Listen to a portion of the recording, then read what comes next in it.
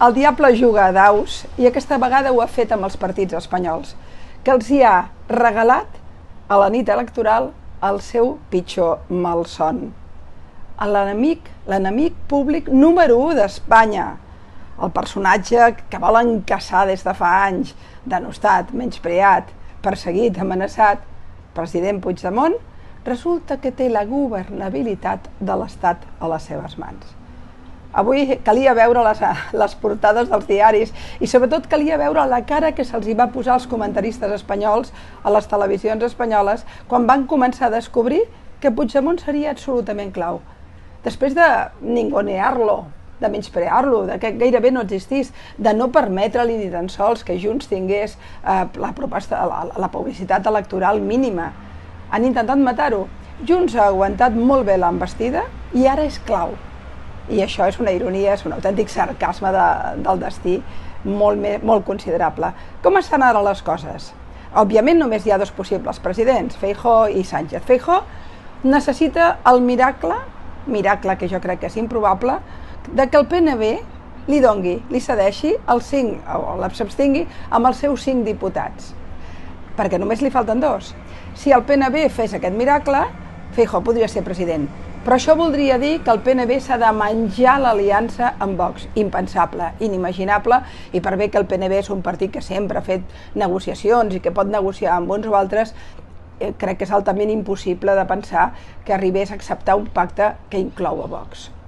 Descartat Feijóo tenim Pedro Sánchez. Pedro Sánchez podia fer el que fa sempre, que és raspallar l'escaneta d'Esquerra, i aquests ja els té segurs, perquè fins ara li han sortit gratis els vots d'Esquerra Republicana. Per això ha perdut 400.000 vots, I per això hi havia una campanya d'abstenció, pel mal que ha fet la política i l'estratègia d'Esquerra d'eixamplar la base, que no ha eixamplat res, ha anat perdent vots per tot arreu, i amb un rufián que semblava el propagandista del Partit Socialista, tot el dia cridant que ve el llop feixista. I on anaven aquests vots? En el PSOE, evidentment. No hi ha hagut cap marca pròpia d'Esquerra, cap ni una.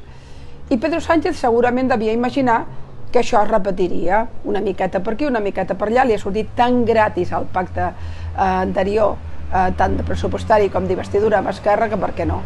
Però li acaba de sortir la pedra a la sabata, i la pitjor de les pedres a la sabata necessita Puigdemont. És a dir, el telèfon espanyol, el telèfon de la Moncloa, ara ha de connectar amb Waterloo. I Waterloo ha esdevingut capital d'Espanya. És extraordinari. I clar, a partir d'aquí ja comença el relat. Des de la nit electoral ja ha començat un relat, una mena de marea mediàtica, de responsabilitzar a Puigdemont. A veure, no pot ser que Puigdemont, per culpa d'ell, Feijóo pugui governar, per culpa d'ell tinguem noves eleccions, per culpa d'ell els progres no retinguin el poder. Com si la culpa la tingués Puigdemont dels resultats electorals. I sobretot posar-li la càrrega a Puigdemont, que és un home al qual el Partit Socialista Obrer Espanyol ha menyspreat sempre. L'ha amenaçat permanentment, l'ha utilitzat d'esquer electoral, l'ha espiat, l'ha perseguit, ha mantingut la repressió de tota la causa independentista. I a més, acaba de fer un pacte amb el PP per robar-li literalment l'Ajuntament, l'alcaldia a Xavier Trias, és a dir, a Junts. I ho ha fet perquè diu que així atura els independentistes. I aquest home que li han fet tot això i que no han parat d'estripar-lo per tot arreu, ara li diuen que ha de tenir grandesa política i salvar Espanya, diguem-ne, de la fúria reaccionària. Jo crec que això és una immoralitat extraordinària. És evident que Junts, si s'asseu a la taula, que òbviament s'asseurà, posarà el llistó molt alt. Primera, perquè és el que han de fer els partits catalans. Anar a favor dels interessos catalans, de veritat, no de petites tonterietes que al final queden en no res. I els socialistes són experts en estafar-nos. Però més enllà d'això, Junts només es deu als seus votants. I els seus votants no volen de cap manera que es malbaratin els seus vots amb escorrialles, com ha fet Esquerra Republicana.